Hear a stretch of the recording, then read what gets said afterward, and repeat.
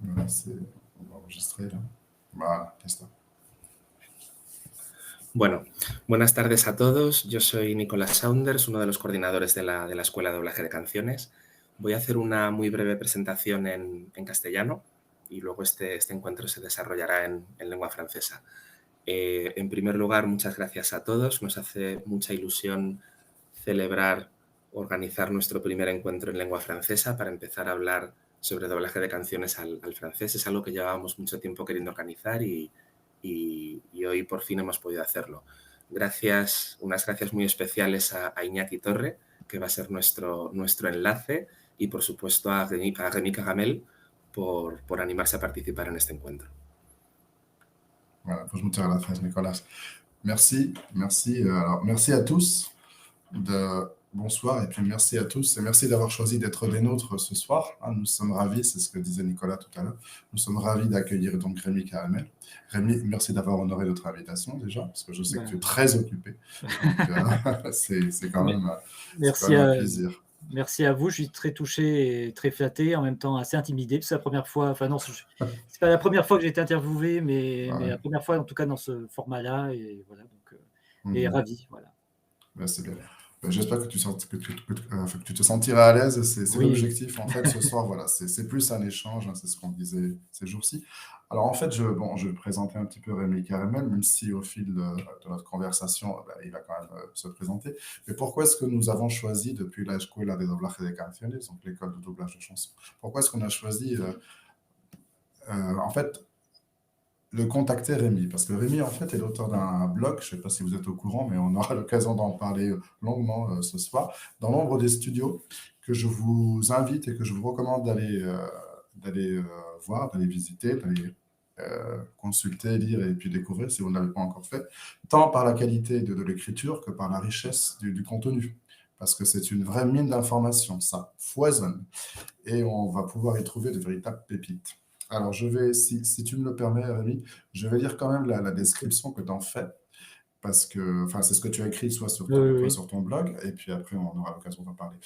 Alors, Dans l'ombre des studios est un blog dans lequel mes passions, doublage et musique de film, groupes vocaux, chansons françaises, américaines des années 30 aux années 70, etc., sont vues sous l'angle des hommes et femmes qui y officient dans l'ombre. Dans l'ombre, c'est entre guillemets, parce que ce sont des comédiens et chanteurs de doublage, musiciens et choristes de studio, ce sont des arrangeurs, des auteurs, bruiteurs, ingénieurs du son, etc. Dans l'ombre des studios, ce sont aussi des concerts pédagogiques, des conférences, une page Facebook avec 9300 abonnés quand même, des interventions dans les médias, etc. Donc en fait, voilà ce que toi tu écris sur ton site. Donc aujourd'hui, au cours de cette rencontre, nous allons avoir l'occasion, ça va se dérouler en 2 temps, on va dire, forts. D'abord, voilà, que tu nous parles un petit peu de tes passions, c'est ce dont je parlais tout à l'heure, comment elles se sont déclenchées en quelque sorte.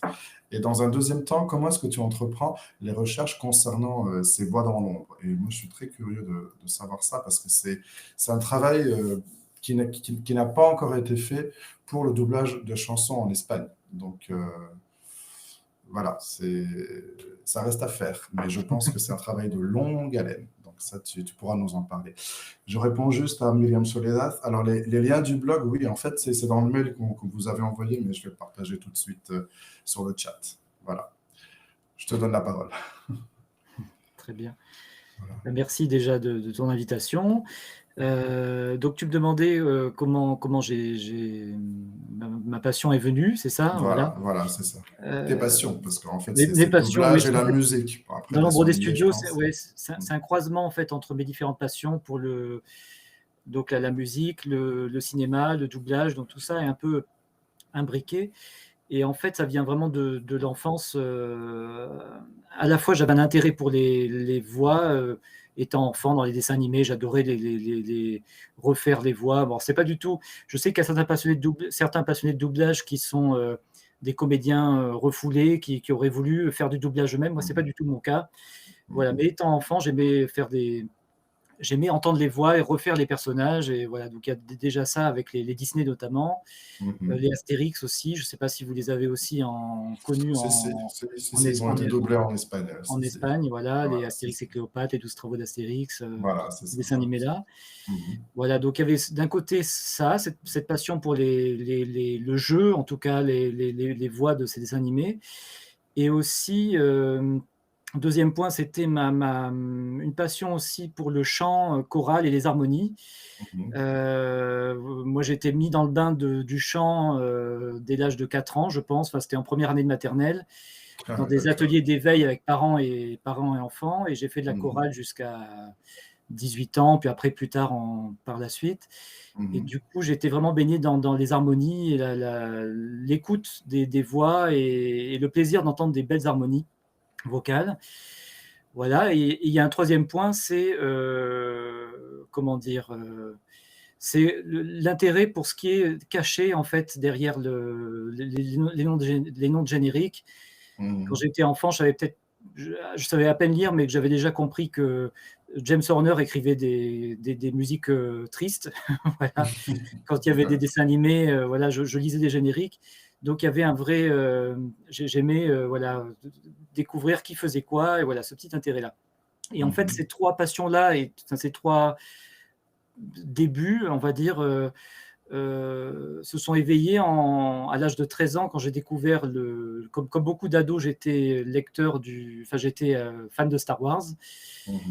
Et en France, on avait le Lucasfilm Magazine, donc le magazine de George Lucas, qui diffusait des articles sur l'ancienne trilogie et la nouvelle à venir. Et donc, en octobre-novembre 2000, il y a eu un article sur les voix de l'ancienne trilogie Star Wars, avec pour chaque personnage une biographie du comédien, avec les autres personnages qu'il faisait dans Disney, dans d'autres films. Et ça a été une vraie révélation à l'âge de 13 ans. Et voilà, donc du coup, je me suis mis à noter les génériques que j'avais de mes cassettes pour essayer de compléter ça. Et c'est né comme ça, c'est venu petit à petit. Donc ça, c'était en 2000. Et puis après, en 2003, j'ai rejoint un forum qui s'appelle la Gazette du doublage. Alors, malheureusement, c'est un forum qui n'existe plus, qui est en panne actuellement. Voilà, où des passionnés se regroupaient pour échanger des informations, essayer de faire des fiches sur les doublages. Alors, c'est des échanges souvent passionnés, parce que certains, parfois, ne sont pas d'accord sur une voix, et donc il y a parfois des échanges. Mais grâce à Internet, il y a eu comme ça des forums de discussion qui sont créés sur le doublage entre passionnés. Donc, j'étais au lycée à ce moment-là. Et en parallèle, j'ai commencé à contacter des comédiens, alors que moi, je ne vivais pas à Paris. Je suis originaire de Toulon, entre Marseille et Nice, dans le sud de la France. Voilà, dans une petite ville à côté de Toulon. Donc, pas d'accès, on va dire, aux comédiens et à ce milieu-là. J'ai commencé à écrire à des comédiens en essayant de trouver leur adresse grâce à des sites internet, voilà. Et plusieurs ont été adorables avec moi, je dois le dire, notamment Roger Carrel, Philippe Dumas, Roger Lumon, voilà, des comédiens. C'est des pointures quand même. Voilà, des pointures d'une certaine génération. Oui, tout à fait. Voilà, et notamment Philippe Dumas, qui a été particulièrement. Voilà, on a eu une amitié très forte à ce moment-là, qui a été très courte parce qu'il est décédé au bout de 2 ans. Mais on s'appelait souvent. Alors Philippe, c'était un vrai personnage. Alors pour les personnes qui ne le connaissent pas, Philippe Dumas, c'est la voix française du prince Jean dans Robin des Bois. Il faisait aussi Gargamel dans les Schtroumpfs, Obi-Wan Kenobi dans Star Wars. Ouais, quand même. Voilà, Monsieur Drummond, le père dans Arnold et Willy. Voilà, c'était vraiment une très très grande pointure du doublage. Et Philippe, en plus, était un passionné lui-même d'archives. Il avait même une passion un peu très très étonnante. Lui qui était pacifiste, il était collectionneur d'archives militaires, donc il savait précisément quel général avait été muté dans telle garnison et tout ça, à tel point qu'il avait eu à une époque des ennuis avec les services secrets français, parce qu'il avait tellement d'archives que on le prenait pour un agent secret étranger. Et Philippe, ce qui était génial, c'est que donc cette passion pour les archives, il l'avait au point de noter tout ce qu'il faisait dans des carnets jour après jour depuis 1943, depuis ses débuts en 1943. Et donc, il a commencé pour moi, je lui ai dit que je voulais faire un CV de sa carrière. Il a commencé pour moi à faire des recherches dans ses carnets et à noter toutes les voix qu'il avait faites dans des doublages. Et donc, c'était un travail assez énorme. Et voilà, donc c'était déjà un début. Et puis à côté de ça, bon, moi j'étais participant au forum de la Gazette du doublage, vraiment participant très timide. Enfin, j'avais très peu de voix que je connaissais, que je savais reconnaître, donc je n'étais pas d'une grande aide. Mais je commençais quand même à m'intéresser à ça de façon assez poussée. Et François, justement, et Thierry Attard, qui travaillait à la Gazette du doublage, m'ont proposé d'écrire des articles.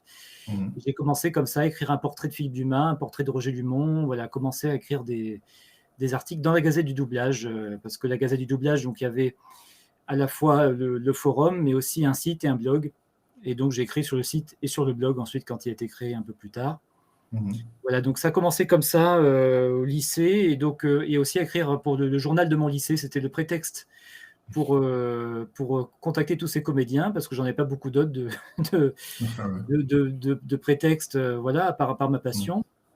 Et j'ai commencé à ce moment-là, pareil au lycée, à faire des voyages à Paris, et grâce à Philippe Dumas, Roger Lumont, Bruno Lès, qui était un directeur artistique de doublage, qui avait fait Cendrillon, qui a fait beaucoup de doublage, des James Bond aussi. Grâce à tous ces gens-là, j'ai visité les studios. Donc c'était une première découverte des studios parisiens. Philippe Dumas, il faisait la voix d'antenne de Rire et Chanson, qui est une radio assez connue en France, une radio de sketch. Et donc il enregistrait les jingles, donc il m'a emmené là-bas. Et voilà, ensuite plus tard, il était remplacé par Patrick Poivet, qui faisait la voix de Bruce Willis.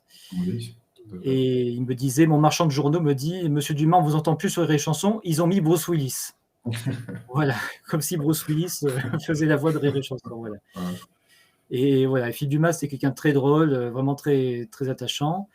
Et ensuite, voilà, Roger Carrel et d'autres comédiens. Donc voilà, j'ai commencé comme ça. C'est marrant parce qu'en fait, on a eu le début. Enfin, moi, ce que je fais, c'est pas aussi poussé que toi, mais en fait, c'est autour des années 2000 aussi que le site du doublage en espagnol, donc doblaje.com, a été créé.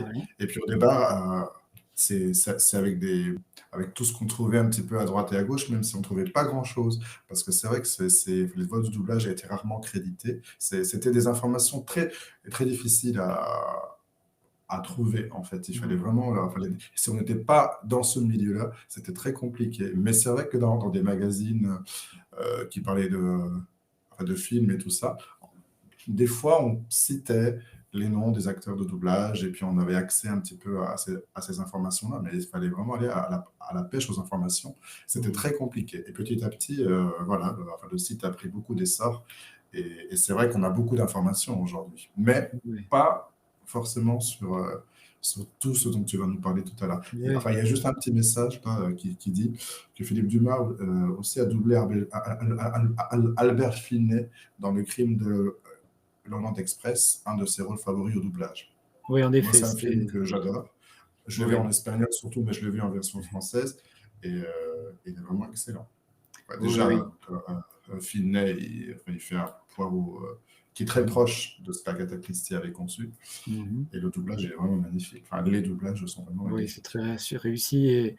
Et en dessin animé, je pense que c'était... Alors, il avait adoré faire un dessin animé qui s'appelait Rocorico, qui était un Don Bluth, donc celui qui avait fait Fievel et le Nouveau Monde, Brisby, le Secret de Nîmes, voilà. Et voilà, mais je pense que le Robin des Bois, ça faisait partie aussi de ses préférés. Dans Robin des Bois, il y a une vraie...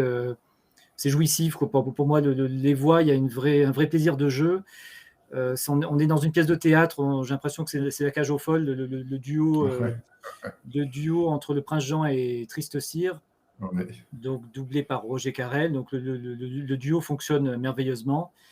Et il y a plein d'autres comédiens formidables dans ce doublage. Et on sent un vrai plaisir de jouer, de s'amuser. Et voilà, pour reparler de Philippe. Mhm. Et puis voilà, donc j'ai commencé donc à faire ces recherches-là, voilà, Mhm. à faire partie des échanges entre passionnés. Mhm. Et ensuite, je me suis vite rendu compte qu'en fait, un des sujets qui m'intéressait le plus dans le doublage, c'était les chansons, Mhm. dans le livre de la jungle notamment, voilà, et que tous ces gens-là, en fait, on n'avait aucune information dessus et aucun Mhm. passionné n'avait fait de recherche sur ces chanteurs, ces choristes. C'était très, très compliqué de trouver une information, de trouver Ah oui. une photo de chanteur. Et voilà, et donc ensuite je me suis dit: «Ben, pourquoi, voilà, je me suis naturellement orienté là-dessus en me spécialisant sur les chansons». Voilà, parce que d'une part, c'est vu que ça avait jamais été vraiment travaillé, c'était plus gratifiant et plus excitant, on va dire, de travailler sur quelque chose qui existait vraiment pas, Ouais, je sais. de Ouais. construire quelque Ouais, chose. c'était un domaine à explorer, quoi. Mhm. Voilà, et puis en plus après, voilà, c'est une vraie passion qui a croisé ma passion pour la chanson aussi, les musiques, parce que la plupart des chanteurs dans les Disney, notamment, étaient aussi, choristes pour des chanteurs dans la variété française. Ils Mhm. montaient des groupes vocaux. Certains ont fait une carrière internationale aux États-Unis, enfin, une carrière internationale tout court, comme les Swingle Singers, les Double Six. Voilà, c'était des groupes vocaux de jazz très pointus qui ont gagné Mhm. des Grammy Awards aux États-Unis. Et donc ensuite, je me suis spécialisé là-dedans. Et puis plus tard, donc j'ai créé dans nombre des studios mon propre blog où je pouvais croiser justement ma passion pour le doublage et celle pour la chanson et les interprètes de l'ombre dans les chansons, musique de film. Parce que notamment dans les chansons, c'est le même problème que pour les doublages, les chanteurs n'étaient pas crédités, ils étaient encore moins que les comédiens dans les Le doublages. comédien, ouais. Mais dans le disque, c'est pareil. Quand vous voyez, si vous entendez un disque de Léo Ferré, de Gilbert Bécaud, de n'importe quel chanteur des années 60, 70, où il y a une Mhm. voix derrière qui fait une vocalise, et ben 4 fois sur 5, elle n'est jamais créditée. C'est Mhm. vraiment, enfin même 90% de chances pour qu'elle ne soit pas créditée. Ouais. Et donc tous ces gens-là ont vraiment une place importante dans la chanson, et dans les musiques de films aussi, donc dans n'importe quelle musique. Bon, on parlera peut-être de Michel Legrand après, Mhm. mais des Demoiselles de Rochefort et tout ça, mais aussi des vocalises dans les chansons, les musiques de François de Roubaix, de Claude Bolling, toutes voilà, les chansons dans Astérix et Cléopâtre, voilà, tous ces gens qui faisaient des petites voix, ou des rôles parfois importants, ils n'étaient pas crédités dans les génériques. Mhm. Donc donc je me suis attaché en particulier à eux. Voilà. Mhm. Voilà. Parce qu'en fait, voilà, lorsque tu parlais de musique de film, alors nous avions préparé un petit peu cette diapo, mais on n'est pas obligé forcément de parler que de ça. Mais moi, ce qui m'interpelle quand j'écoute les doublages de chansons en français, c'est que même s'il y a certaines voix qui reviennent, parce qu'on peut parler d'Anne Germain ou d'Eliane Thibault ou de Mathé Alteri, moi j'apprécie une plus grande variété de voix, autant de voix masculines que de voix féminines.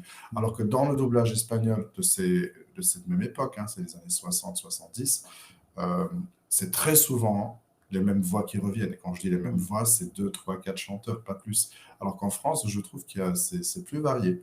Alors, est-ce que tu confirmes ou est-ce que c'est juste une impression, mais c'est une fausse impression, je ne sais pas.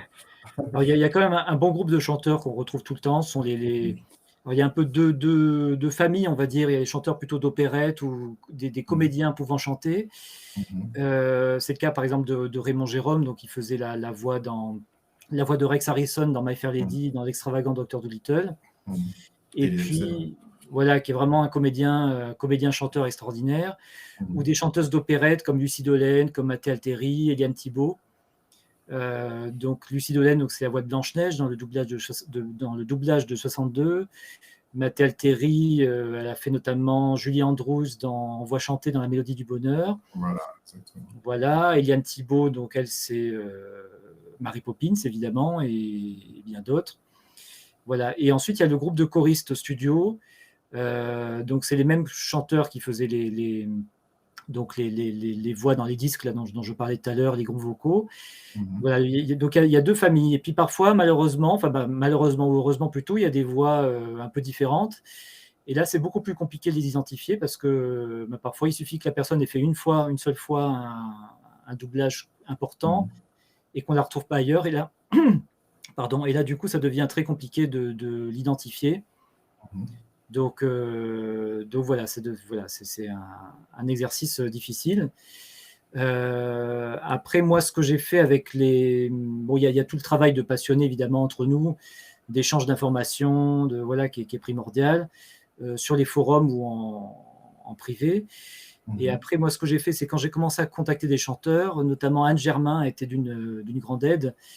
Je lui faisais des CD avec toutes les voix que je n'avais pas identifiées.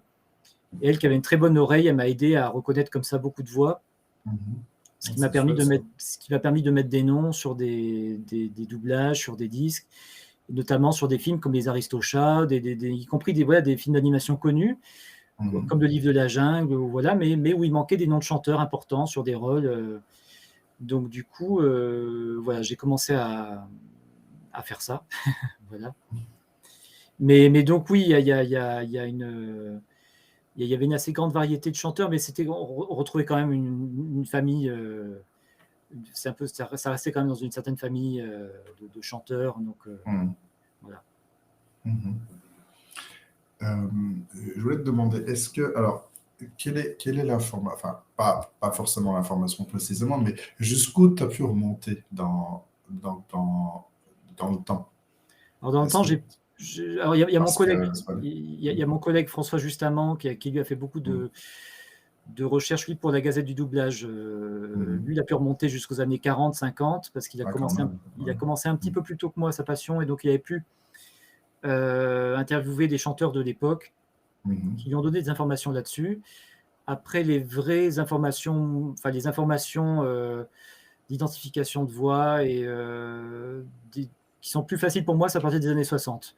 Où là, non seulement il y a des interprètes qui sont ou qui étaient encore en vie au moment où je les ai contactés, il y a des archives, des fiches de paye qui sont très souvent incomplètes, mais parfois il y a des titres, ce qui permet de confirmer la participation d'un chanteur. Bien sûr. Voilà, François, justement, je vois en commentaire, il dit « J'ai interviewé Claire Leclerc et Yves Furet notamment ». Voilà, Claire Leclerc, qu'on entend dans les Parapluies de Cherbourg, mais qui était né, je crois, en 1919, et Yves Furet, qui était vraiment dans l'ancienne génération et qui avait doublé Gene Kelly voilà. dans la version chantée de Chantons sous la pluie, qui est une version qu'on trouve presque plus, qui a été, voilà, Chantons sous la pluie avait été doublé à l'époque pour les dialogues et les chansons, et maintenant, quand le film passe à la télé ou quand il est édité en DVD, c'est une version avec les doublages des dialogues, mais les chansons sont laissées en version originale sous-titrée. C'est marrant parce qu'en Espagne, en fait, ce film-là, il n'y a qu'une seule chanson dont on a gardé le doublage, c'est celle de Make 'em Laugh, donc fait le pitre en français, je crois qu'ils ont fait ça comme ça. Mais c'est marrant parce que les autres chansons, on ne sait pas trop si si tout a été doublé, si toutes les chansons ont été doublées, ou que la chanson de Donald O'Connor, qui est plus une chanson, voilà. Mais c'est marrant parce qu'il n'y a aucune information là-dessus. Alors, est-ce que finalement, c'est des chansons c'est un doublage qui passait pas, parce que, voilà. C'est curieux parce qu'il y a d'autres films des années 50 dont les chansons ont été doublées. Mais pour ce film-là, concrètement, il n'y a que Make 'em Laugh. C'est curieux, alors que les autres sont en anglais. Mais en français, ils ont doublé toutes les chansons, même si c'est un doublage qu'on ne retrouve plus. Voilà, et puis c'est un doublage qui avait de l'aveu même de Lucie Dolène, donc qui chantait pour Debbie Reynolds. C'était un doublage qui est un petit peu assez mal vieilli, qui sonne vraiment très rétro.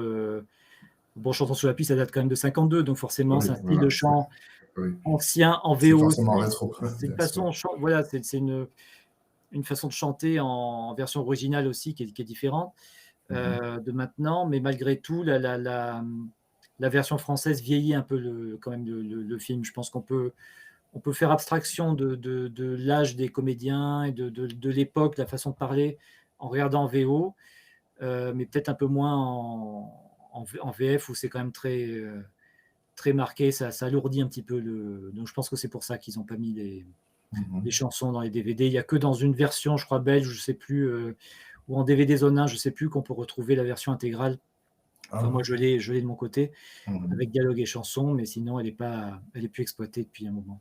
Ouais. Moi, je me souviens, enfin, lorsque j'avais découvert justement, c'était pas Chantons sous la pluie, mais c'était Les Sept Femmes de Barberousse. Mm. Lorsque j'ai appris que dans un des DVD, il y avait la version française et que les chansons étaient doublées, je me suis précipité, je suis allé l'acheter parce que je voulais quand même, c'est une rareté, quoi. Ah Parce que oui, oui. c'est aussi un film dont les chansons n'ont pas été doublées. Mais apparemment, il y a une rumeur qui circule et qui dit que dans les années 60, alors que le film il date de 53, je crois, Mm. c'est un film, c'est la même Oui, c'est à peu époque, près la même époque, Chantons sous la pluie. ils auraient fait un redoublage en fait, et qu'ils auraient doublé les chansons. Mais c'est une rumeur qui n'a jamais été confirmée, Mm. je sais pas du tout. Mais je suis curieux, enfin, si on pouvait avoir accès à ce doublage-là, avec les mêmes voix de l'époque, parce que c'est ce que je disais, enfin, ça aurait été doublé par les mêmes chanteurs qu'on entend tout le temps. Mm. Mais bon, ça serait curieux d'entendre les paroles, surtout. C'est plus l'adaptation des paroles que les voix en soi qui m'intéressent moi personnellement. Mais bon. Ah oui, oui, oui. Donc, premier DVD Zone 1. Oui, François non, qui je dit vois ça. apparemment je garde l'information parce que même si c'est rétro, même si c'est ringard, même si ça a très mal vieilli, c'est une petite perle Oui, oui, pour les passionnés de doublage en tout cas. voilà. Voilà. Alors après, je sais que enfin, là tu as cité Disney. Alors bon, il y a quelques affiches, mais qu'est-ce que tu retrouves chez Disney, les chanteurs et les chœurs? Qu'est-ce qui t'intéresse là-dedans? Alors moi, j'aime. Bon, il y avait l'aspect recherche, donc savoir qui chantait quoi, ça c'est autre chose. Et Mhm. après, il y a un vrai plaisir d'écouter les chœurs, parce qu'ils sont souvent très bien faits chez Disney. Mhm. Il y a une vraie qualité. C'est des chœurs évidemment qui évoluent avec la façon de chanter. Voilà, si on compare un doublage de différentes époques, Mhm. un film par exemple comme Peter Pan qui a été doublé 2 fois en 53 au moment de sa sortie et plus tard en 91 ou 92, il y a Mhm. vraiment 2 styles très différents de chanter, évidemment, entre ces années-là. Donc, c'est intéressant aussi de comparer les styles, les façons de chanter. Bien sûr. Il y a une vraie évolution. Les voix maintenant sont beaucoup plus légères, plus éthérées. Mhm. Avant, c'était des voix très timbrées, c'est des chanteurs d'opéra, opéra comique. Voilà. Voilà, donc ça roule les airs, voilà. Et oui, je vois Jean Cyprien qui commente Mhm. Les Chœurs des euh, Fleurs dans Alice au Pays des la, Merveilles entre la 53 et différence, 74. Ouais. la différence des chœurs, voilà, dans la chanson des fleurs, Mhm. dans Alice au Pays des Merveilles. C'est vrai que dans Mhm. Alice, alors autant, moi j'adore retrouver, on pourra en parler aussi, les anciens doublages, essayer de trouver les anciens doublages. Autant il y a certains, enfin, il y a un intérêt, une curiosité, une envie de rendre justice à ces doublages-là qui sont perdus. Et parfois on se Bien rend sûr. compte que certains ont très mal vieilli, Mhm. notamment Alice au Pays des Merveilles, la chanson des fleurs, on dirait vraiment une chorale de vieilles pilles. Enfin, c'est vraiment, c'est un petit peu, voilà, un peu Désagréable à catastrophique, entendre. Mhm. mais même à l'époque, je pense que ça ne devait pas être très, très harmonieux.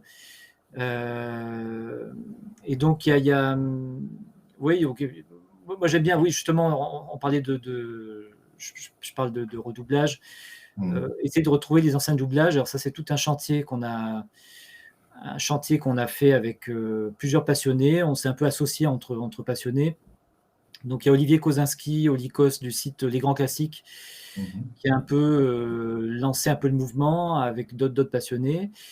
Et ensuite, nous, on s'est mis à plusieurs pour essayer de trouver, non seulement retrouver les bandes, les bobines des doublages perdues, mais aussi évidemment de trouver des informations, savoir qui fait quoi, qui chante quoi, voilà. Une des aventures les plus intéressantes qu'on ait eues, c'était sur Blanche-Neige.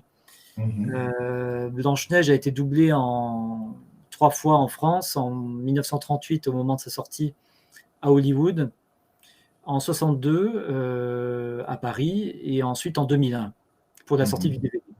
Voilà. Et la version de 1962 déjà n'est plus exploitée depuis les années 95, enfin depuis le doublage de 2001, en fait, Mhm.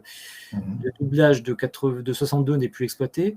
Mais par contre, celui de 1938 avait complètement disparu de la circulation depuis 62, en fait. Donc, on savait qu'il avait existé. François Justement avait fait beaucoup de recherches justement avec un correspondant notamment américain qui avait donné des informations de fiches de paye de comédiens à Hollywood. Voilà, donc il avait réussi à avoir quelques noms de personnes qui avaient participé. Mais ce doublage restait quand même un mystère. On pensait même qu'il y avait eu un doublage en France aussi, en parallèle. Finalement, on a écarté l'idée. Et finalement, un jour, c'est en 2012, fin 2012, début 2013, il y a un collectionneur qui lisait mon blog, qui m'a appelé, qui m'a dit j'ai acheté un collectionneur de films de bobines, en fait, en 35 mm ou en 16 mm. Et il m'a appelé, il m'a dit voilà, j'ai une bobine 16 mm du premier doublage de Blanche-Neige. Alors j'ai un peu du mal à le croire au début, en me disant bon, qui c'est cette personne, parce que beaucoup de gens, évidemment, n'arrivent pas à dater les doublages. Pour eux, des anciennes voix, c'est forcément le premier doublage. Alors parfois, il y a eu plusieurs versions. Voilà, et donc je pensais qu'il avait le doublage de 62. Je lui ai demandé de me faire écouter par téléphone, et puis là, je me suis rendu compte que c'était des voix qu'on ne connaissait pas. Voilà. Donc c'était un moment de grande émotion, et je me suis associé avec un ami, Grégoire Philibert, donc qui a un site excellent qui s'appelle Film Perdu, un blog, un blog Film Perdu, qui est passionné de Blanche-Neige, avec qui j'étais en correspondance sur le dossier des chanteurs et des doublages perdus.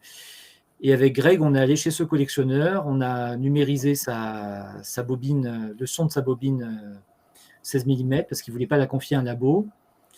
Et ensuite, Greg a fait une numérisation parfaite de ce film, de ce doublage qui était vraiment disparu et très étonnant, notamment.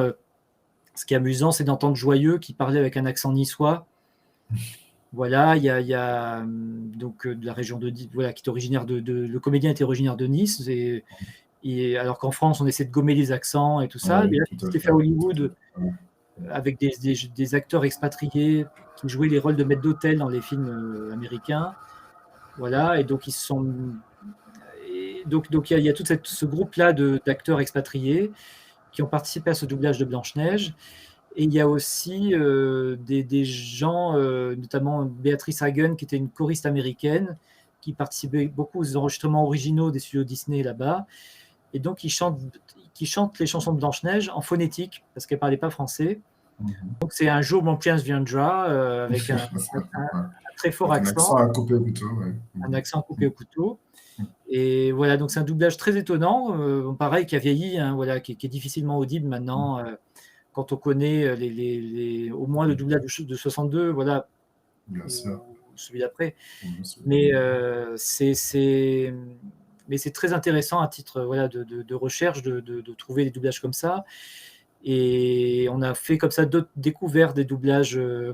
Notamment, j'ai eu l'idée de chercher dans les archives de l'INA, dans les émissions de Pierre Tchernia, d'essayer de trouver des extraits de voix de doublage, parce qu'à l'époque, il diffusait beaucoup d'extraits de Disney dans ses émissions en France.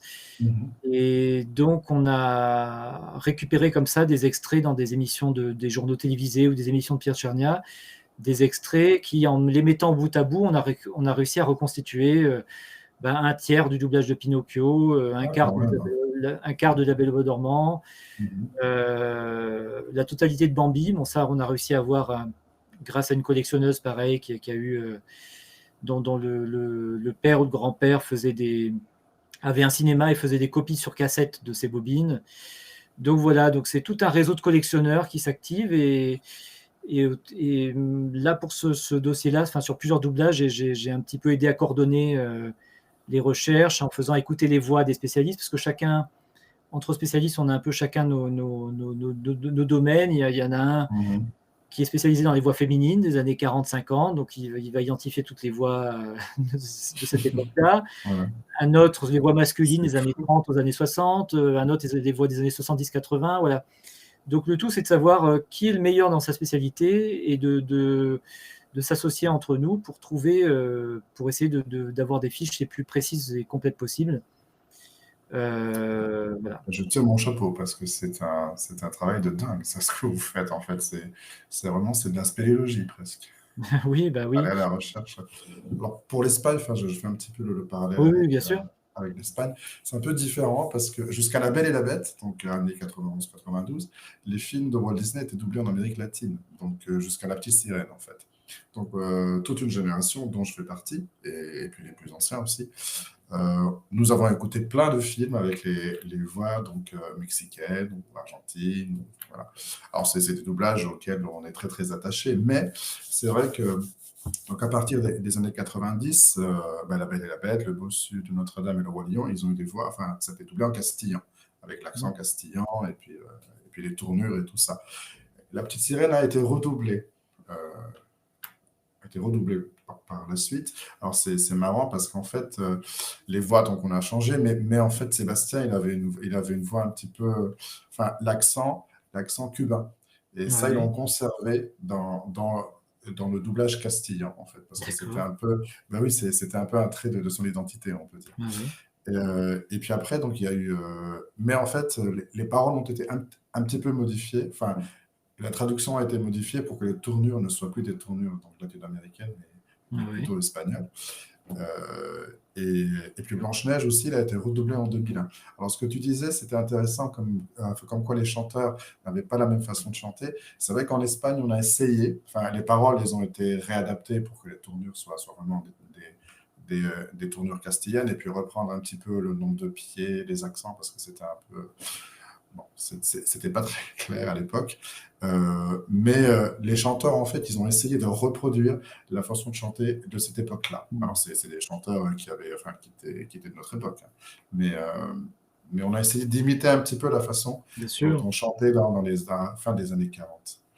Voilà, c'était Henri Salvador, le premier doublage de Petite Sirène, Claire Guyot, c'est des voix magnifiques. Micheline Dax, enfin, c'était extraordinaire, ce doublage-là. Alors pour les Disney, notamment les dessins animés, on peut arriver, enfin c'est pas choquant, je pense, de redoubler. Enfin, chaque enfant a un peu son doublage, enfin chaque génération a un peu son doublage préféré. C'est un peu difficile de les hiérarchiser. Même si après on peut avoir un goût personnel et tout ça, mais il y a souvent une bonne part de subjectivité là-dedans. Enfin, c'est pas très. Bien sûr. Voilà, parce que quand on est avec le doublage, par exemple, La Belle et le Clochard, il y a 3 doublages, 55, 89 et puis après 97, je crois. Et donc, chaque génération un peu née avec son doublage de La Belle et le Clochard. Donc, évidemment, moi, c'est le deuxième, c'est celui de 89. Donc, chacun un peu, celui de sa génération a un peu son préféré. On a un peu du mal à départager. Voilà. Mais alors sur les doublages, autant c'est peut-être un peu moins choquant de dessins animés, mais par contre les redoublages qui sont assez fréquents de films anciens, là ça devient vite très bizarre en fait. On sent de suite à l'oreille, même si les gens essaient d'imiter un phrasé, de parler un peu à l'ancienne, il y a quelque chose qui sonne de suite. Il n'y a pas longtemps, moi j'ai un coffret de films d'Hitchcock. Et j'ai vu, j'ai mis un film qui a été redoublé, c'est L'ombre d'un doute, je crois, qui a été redoublé dans les années 70 ou 80. Je ne m'en suis pas rendu compte, j'ai commencé à le mettre en VF, et dès la première réplique, en fait, ça m'a tellement écorché l'oreille, parce qu'il y avait un tel décalage, en fait, entre les années 80 et le film qui date des années 50, que je l'ai regardé en VO. Voilà, j'ai plus de plaisir, du coup, à le regarder en VO, même si j'aime bien souvent regarder en VF. François parle du livre de la jungle, voilà. Il n'a pas été redoublé, c'est le summum du duel chanté. Alors, il y a quand même eu, François, un petit redoublage, c'est à la fin de Lucie Dolène. Lucie Dolène, donc c'est la voix de Blanche-Neige, mais qui faisait aussi la voix de la petite fille dans le livre de la jungle. Et à la fin, elle chante une chanson, voilà. Et Lucie, pour des raisons de droit, comme elle était en procès avec Disney à cause de Blanche-Neige, elle a été écartée de tous les Disney auxquels elle avait participé, enfin en tout cas tous ceux pour lesquels elle était créditée, parce qu'évidemment nous en tant que spécialistes on l'a reconnue dans d'autres Disney où elle n'était pas notée au générique, donc là ils n'ont pas pu ils ont pas pu l'enlever, mais dans le livre de la jungle, voilà, c'est Claire Guyot qui a la voix de Ariel, la petite sirène, qui fait la voix de la petite fille dans le redoublage du livre de la jungle. Et François parle de José Bartel, qui est un chanteur, aussi comédien, parce que ça lui arrivait de faire du doublage parlé aussi, quand il avait un rôle chanté, de faire du parler aussi. C'était un chanteur extraordinaire, alors qu'il était un petit peu dans la famille des chanteurs de groupes vocaux. même si c'était pas vraiment un choriste, il avait un peu une personnalité de choriste, de soliste, pardon. Mais ça lui arrivait de faire des séances de groupes vocaux. Il faisait un peu partie de ce groupe-là. Et c'est un interprète extraordinaire. On l'entend dans l'extravagant Docteur Dolittle, Oui. notamment. Anthony Newley, ouais, tout à Sur fait. Anthony Newley, voilà. Sur donc le livre de la jungle où il fait le roi Louis. Et puis il chante dans plein de films. Il chante dans Le shérif est en prison de Mel Brooks. Où là il double le shérif en question, voilà. Enfin, donc c'était un chanteur, et puis surtout c'est la voix chantée de Guy dans Les Parapluies de Cherbourg et dans plusieurs autres films de Jacques Demy aussi. Il est très actif chez Jacques Demy. Très bien. Et dans plein de musiques de films. Ouais. Est-ce que tu veux, Rémi, qu'on enchaîne sur Jacques Demy? Oui, bien sûr. Et qu'on clôt en fait, qu'on clôt en beauté avec les concerts pédagogiques. Oui, bien sûr, pas de souci. Très bien. Ben, on passe, si tu veux, à Jacques Demy, parce que je sais que tu as fait des recherches très poussées sur les voix chantées de Jacques Demy. Enfin, dans les films de Jacques Demy. Alors voilà, si tu veux en toucher un mot. Jacques Demy, c'est la même famille de chanteurs qu'on entend dans les Disney. Donc c'était la famille c'est un groupe qui était les Swingle Singers. Donc c'était mené par la sœur de Michel Legrand, donc Christiane Legrand, et qui faisait partie aussi de c'est une époque en fait dans les années 60, début années 60, où il y avait énormément de travail dans les studios. Les choristes arrivaient en studio sans savoir ce qu'ils allaient faire. Ils avaient 5 minutes pour lire la partition, ils devaient enregistrer de suite, donc c'était vraiment un travail assez exceptionnel. Et donc on les entendait partout dans les musiques de films, les publicités et les groupes vocaux, voilà, tout ce que je disais tout à l'heure, et notamment chez Jacques Demy, musique de Michel Legrand, donc le frère de Christiane. Et j'avais fait des premières recherches parce que je me rendais compte qu'on avait très peu d'informations sur les chanteurs de ces musiques-là. Et donc j'ai fait un premier article en 2015 pour mettre en valeur tous ces chanteurs. Et il y a quelques mois, j'ai décidé de réécrire complètement cet article en intégrant tout ce qui était dans le satellite, on va dire, de Jacques Demy, notamment la version anglaise des Demoiselles de Rochefort, où là j'ai fait beaucoup de recherches. J'ai interviewé des choristes américains qui avaient fait la version anglaise des Demoiselles de Rochefort à Los Angeles. Et là, c'était beaucoup de travail parce que c'est un domaine que je ne connaissais pas du tout. Même si j'aimais aussi les groupes vocaux américains, les Ray Charles Singers, Eno Clyde Singers, Johnny Mann Singers, enfin voilà, tous ces groupes-là de choristes. C'est un peu le même fonctionnement qu'en France. C'était des choristes qui faisaient des séances pour accompagner. Ils accompagnaient Sinatra, Nat King Cole, tous ces gens-là. À côté de ça, ils faisaient de la pub, des jingles, des musiques de films. Voilà. Et ils faisaient surtout les voix fantômes des chanteurs à Hollywood, notamment donc Jackie Ward, que j'ai interviewé, qui fait la voix chantée de Solange dans Les Demoiselles de Rochefort, dans la version américaine. Elle a doublé Nathalie Wood plusieurs fois dans des versions originales américaines.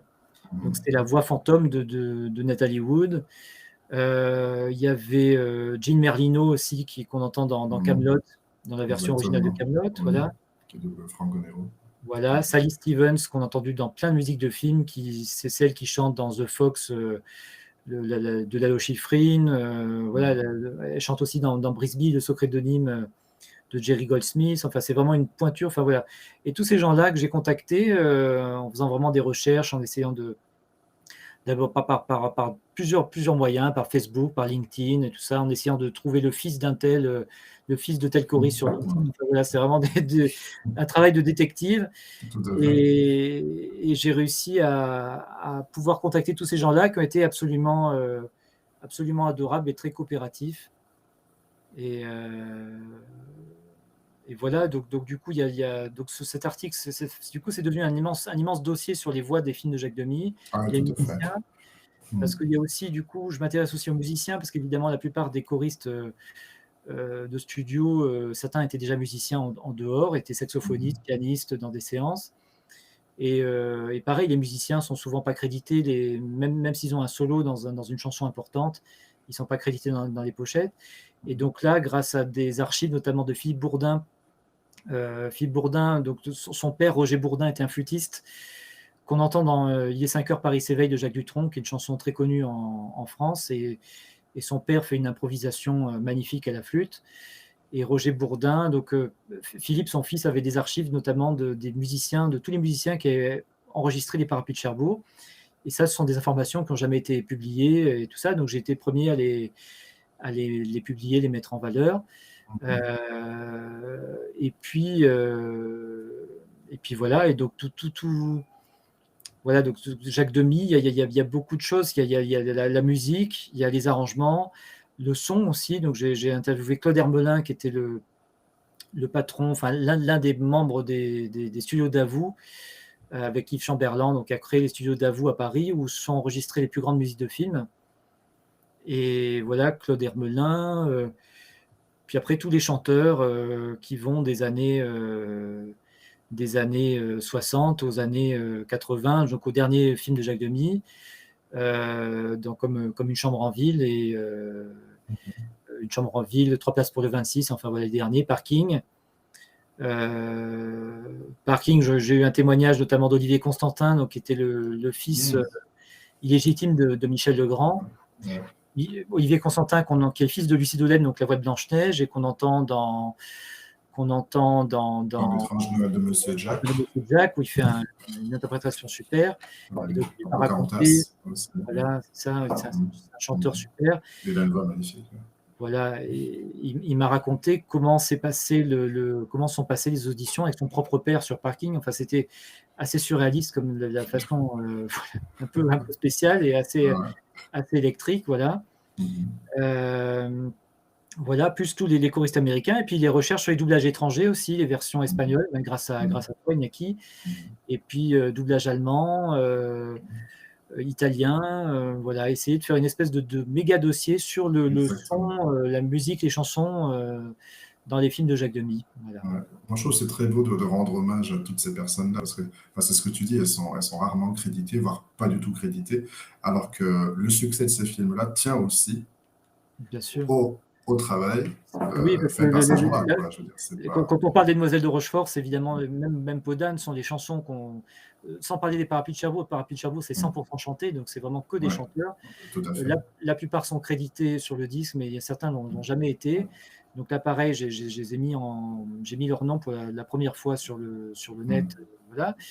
Et les Demoiselles de Rochefort, évidemment, on parle... quand on parle du film, on pense de suite à la chanson des jumelles et tout ça. Et beaucoup de gens pensent encore que c'est Catherine Deneuve et Françoise d'Orléac qui chantent avec la vraie voix, alors que les chanteurs sont crédités pourtant au générique. Voilà. Et donc, tout ce travail-là, c'est pour mettre en valeur ces gens de l'ombre, ces choristes de studio. Je trouve que c'est très important. Bien sûr, c'est fondamental. Et puis ça contribue, c'est ce que tu disais, ça contribue quand même à l'histoire. Alors là, c'est pas du doublage à proprement parler, parce que c'est de la... c'est des voix qui étaient enregistrées au préalable, et ce sont les acteurs finalement. Enfin, c'est Lino Castelnuovo, ou c'est Catherine Deneuve ou François Sauvage qui ont dû chanter sur des voix qui étaient préenregistrées. C'est ça. Anne Germain disait, c'est pas, je double pas Catherine Deneuve, c'est Catherine Deneuve qui me double. Voilà, c'est ça, qui fait du playback en fait. Voilà, c'est ça. Tout à fait. C'est extraordinaire. Alors, est-ce que c'est un peu le but que tu recherches aussi dans les concerts pédagogiques, rendre hommage à tous ces... Oui, alors moi, c'est déjà un rêve d'enfant, c'est de faire monter un rêve d'ado plutôt, c'est de faire venir faire monter les chanteurs sur scène. Et en fait, ça n'avait jamais été fait, à ma connaissance, en tout cas en France, de faire réunir les voix des Disney. Et donc, j'ai fait comme ça deux soirées en 2015 et 2016. À l'époque, j'étais administrateur de théâtre. Donc, j'avais un petit théâtre de 90 places où j'ai fait la première soirée en 2015. Et en 2016, on s'est agrandi dans une salle de 250 places. Voilà, et les deux fois, c'était archi complet. Et donc, en fait, j'ai eu l'idée de faire venir pour la première fois sur scène des comédiens, des chanteurs de studio, leur faire chanter leur succès Disney. Et voilà, et comme malheureusement, beaucoup ne pouvaient plus chanter ou étaient décédés ou autre, j'ai eu l'idée de mélanger ces artistes-là avec des chanteurs actuels de comédie musicale pour faire un peu des duos, des trios intergénérationnels. Donc les anciens étaient contents de chanter avec des plus jeunes qui les admiraient, et voilà. Les plus jeunes étaient ébahis de chanter avec des anciens qui ont bercé leur enfance, C'est voilà. ça, voilà, exactement. Voilà, et le public, je pense, enfin je crois, était content de découvrir ça, et voilà. Donc il y avait notamment José Germain qui est toujours parmi nous, qui est la voix de Scat Cat dans Les Aristochats, Jacques Siron et Claude Rollet, donc qui faisaient le Chapelier Toqué, le Lièvre de Mars dans Alice au Pays des Merveilles, Michel Elias, la voix de Pumba, enfin plusieurs voix du Roi Lion, du Bossu de Notre-Dame, d'Aladin, La Belle et la Bête, enfin voilà, tous ces gens-là. Et c'est un souvenir merveilleux. Je me suis vraiment bougé parce qu'il y avait beaucoup de travail là-dessus. C'était 100% bénévole. Tous les chanteurs venaient bénévolement et tout ça pour prêter ma main forte. Voilà, donc il y avait un gros travail musical de recherche. Voilà, et puis évidemment, les chanteurs qui venaient faire des chœurs, il fallait aussi les valoriser en tant que solistes, donc trouver un moyen que chacun ait un peu le même temps de chansons sans dévaloriser certains. Enfin voilà, c'était un exercice compliqué, mais je pense que ça s'est bien passé. Très réussi, en tout cas. Moi, tout ce que j'ai vu, c'est très réussi. Pour tout dire, j'étais tellement stressé le jour du concert que le jour des concerts que j'en ai pas du tout profité, moi, sur le moment. C'est plutôt après que je me suis dit, bon, bah, c'était chouette, ça a bien plu. Et voilà, a dit, oui, c'était 2 soirées merveilleuses. Voilà, et donc voilà, et tout le monde a joué le jeu. Et puis après, bon, j'ai fait ça tout seul, on va dire, au niveau de l'organisation, des choix des chansons, de tout ça. Mais après, j'ai quand même des petits coups de main, enfin bon, un gros coup de main déjà de mon pianiste Mathieu Serradel, qui est un complice de mes soirées. Et on a un prochain projet, mais bon, qui est un peu lointain, de faire une soirée chanson de film avec des Astérix, des chansons comme ça de Lucky Luke. On s'est exercé un peu pendant le confinement à faire des chansons, des vidéos à distance entre différents choristes. Voilà, et donc Mathieu Serradel, et puis aussi, bon, évidemment, mes complices, Gilles Hannet, qui est souvent qui est souvent avec moi dans les interviews, qui vient souvent à mes côtés. Et même s'il ne collabore pas directement au blog, mais c'est un peu ma médiathèque. Il a une collection de musique de film énorme. Donc je viens souvent piocher chez lui pour trouver des choses. Voilà. C'est notamment lui qui m'a eu les chansons de Kaamelott en version française. Voilà. Donc je crois que tu as apprécié. Voilà. Je sais que tu as apprécié ça. Et voilà. Et puis Greg, évidemment, Grégoire Philibert du blog Film Perdu, qui donne toujours des coups de main pour faire des montages vidéo, pour faire des captations, voilà, enfin, qui est très débrouillard au niveau technique et qui m'a toujours donné des coups de main. Je voulais quand même les mentionner, eux deux, plus évidemment François avec de l'histoire de la Gazette du doublage, mais voilà, ça faisait partie des noms que je voulais donner.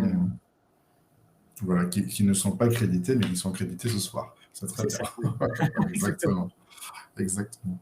Bah, écoute, je ne sais pas si tu veux rajouter quelque chose. Non, je pensais que peut-être que si quelqu'un veut poser une question, ou je ne sais pas, mais bon, tu as fait le tour quand même de pas mal de choses. Après, si on voulait parler des recherches, donc je dis juste en quelques mots, il y a des choses que je voulais dire. Donc j'ai récupéré des tonnes de fiches de paye de choristes.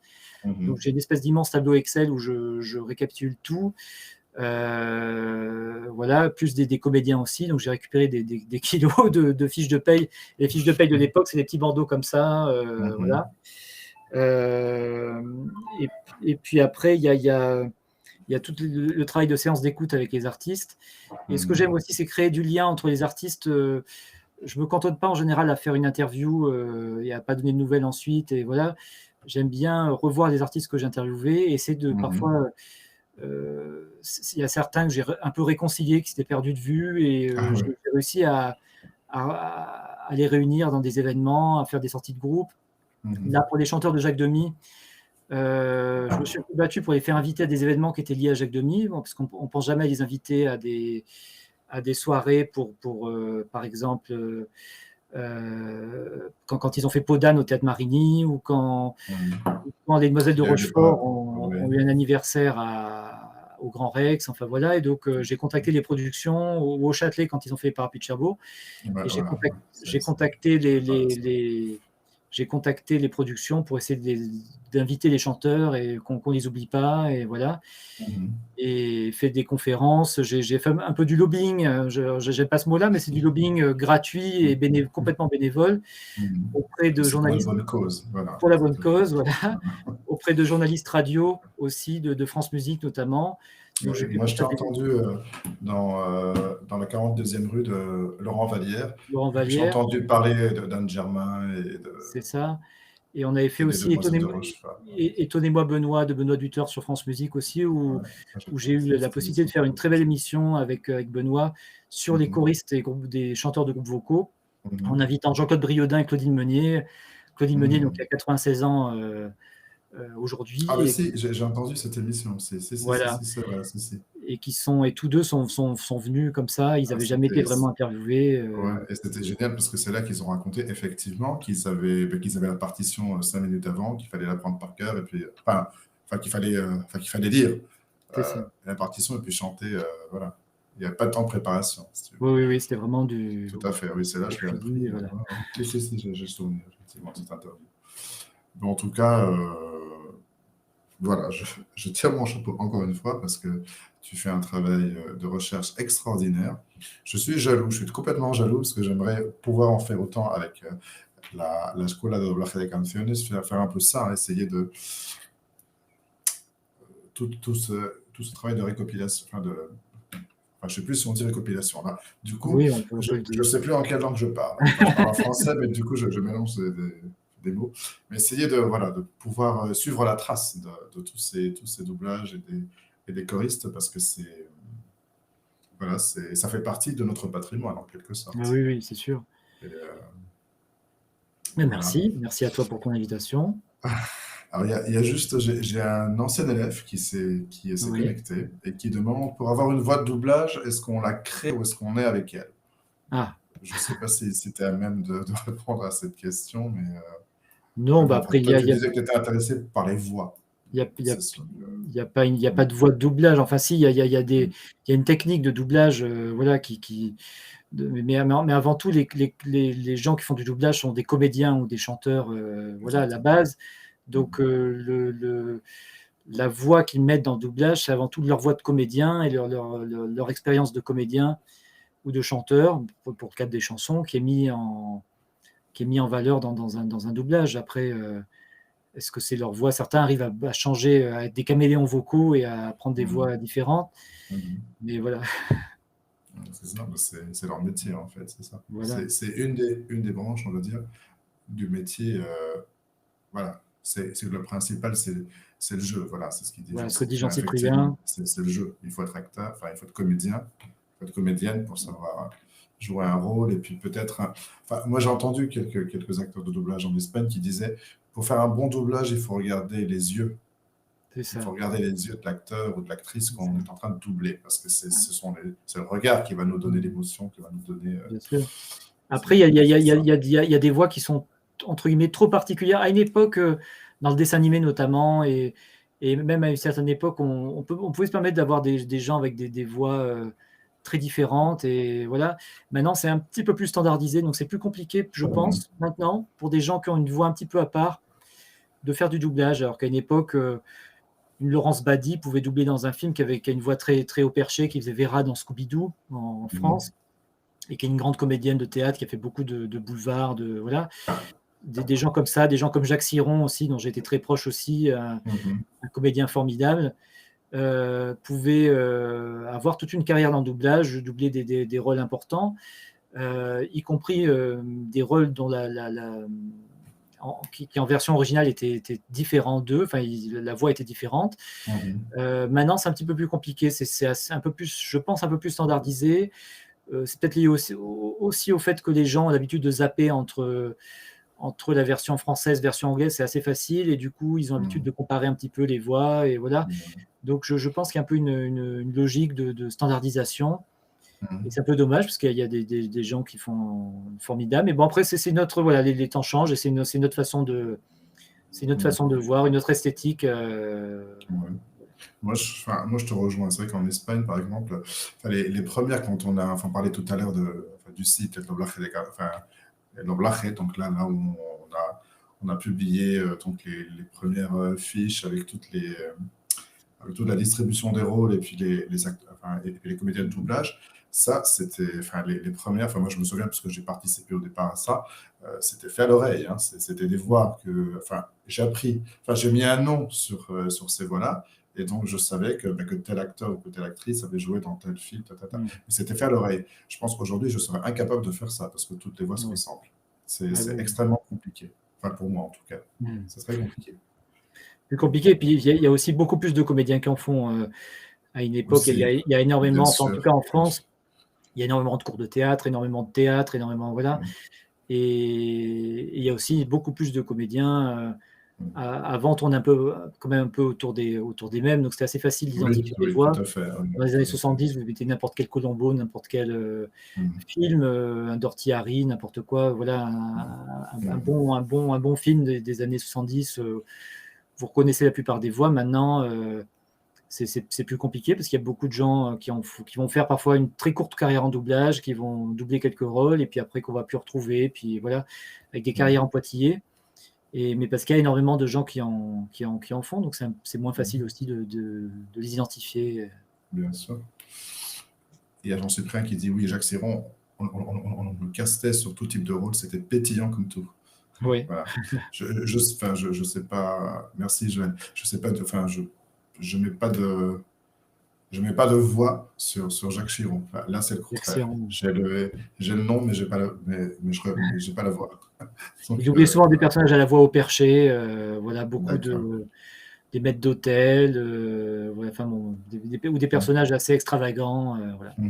C'était lui qui était casté. Ouais. Voilà, écoute Rémi, je pense qu'on peut arrêter là. En tout cas, pour nous, et je dis nous, donc la Escuela de Doblaje de Canciones, c'était vraiment un plaisir. Ce que je vais faire, c'est je vais reprendre un petit peu, parce que ça va être diffusé sur YouTube, donc je ferai un petit résumé de ce que tu nous as raconté.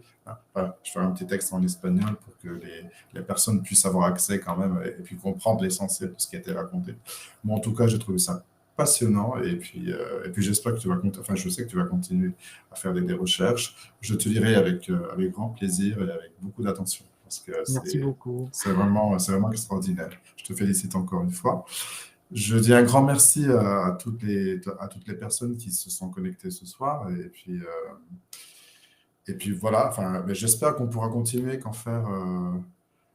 à faire quand même des échanges comme ça avec la France parce que moi, personnellement, ça m'intéresse beaucoup. Oui. Alors, il y a Jean-Sylvain qui dit un petit mot sur Escuela de Doblaje de Canciones. Alors, oui, je vais quand même expliquer. Alors, l'Escuela de Doblaje de Canciones, c'est un projet qui est né en 2015. Donc, c'est relativement récent aussi. Et c'est fait par des passionnés de doublage, effectivement, dont Nicolas Saunders, qui est la personne qui est intervenue qui a fait une petite présentation au début en espagnol. C'était son idée à lui, et donc il a cherché un petit peu quelles seraient les personnes à même de pouvoir... Alors, nous, on fait des formations sur l'adaptation de paroles de chansons. Alors, moi, je fais partie de ce groupe-là, avec des traducteurs et des gens qui ont travaillé dans des films Disney, par exemple, et qui ont fait les adaptations de paroles, notamment de redoublage en général, ou de films comme Le Bossu de Notre-Dame, ou comme Le Roi Lion, ou comme La Petite Sirène. Je veux dire, c'est des gens qui ont fait ça donc à l'époque. Mais il y a d'autres formations qui sont assurées sur la voix chantée, comment est-ce qu'on chante, comment est-ce qu'on place la voix pour chanter quand on fait un doublage. Il y a aussi d'autres formations sur... alors je crois qu'en français, ça s'appelle la détection, c'est ça? C'est quand on essaie de reproduire... les P, les B, tout ça, les sons un peu... La détection, c'est tout le travail technique avant l'adaptation, voilà, de repérage des mouvements de lèvres des personnages. C'est ça. Et c'est ce qu'on appelle la rougeté en espagnol. Placement du texte original, et voilà. Voilà. J'ai tout ce vocabulaire qui me manque en français. Alors, Maria Caneda, en fait, elle n'intervient pas directement chez nous. C'est Maria Ovelar, c'est une autre Maria, même si Maria Caneda a fait aussi elle a dirigé plusieurs doublages chantés. Elle a fait ça, notamment Hercule, c'est elle qui a dirigé le doublage. Mais les paroles, en fait, elles ont été faites par Maria Ovelar, par une autre Maria. Et c'est Maria Ovelar qui qui assure des formations chez nous. Et sinon, voilà, donc on fait un petit, c'est surtout de la formation, mais ce qu'on essaie aussi, effectivement, c'est de mettre en valeur le travail des autres, hein. C'est ce que tu disais tout à l'heure, c'est-à-dire là, avec ce cycle à notation, on a fait aussi des interviews, soit des traducteurs ou des comédiens de doublage ou des chanteurs ou des musiciens même. Et donc, on essaie de mettre en valeur tout ce qui est en rapport avec le doublage, mais c'est vrai que c'est davantage centré sur le doublage chanté, même s'il n'y a pas que ça. Alors, ça s'appelle Escuela de Doblaje de Canciones, mais il n'y a pas que ça, en fait. Et donc, on trouvait très, très intéressant le travail que tu as fait en France, et puis en français, et sur la langue française et sur le doublage français, parce qu'on aimerait faire un petit peu l'équivalent en Espagne, même si c'est très difficile, parce que les fiches de paie, je pense qu'on n'aura pas accès à ça. C'est compliqué.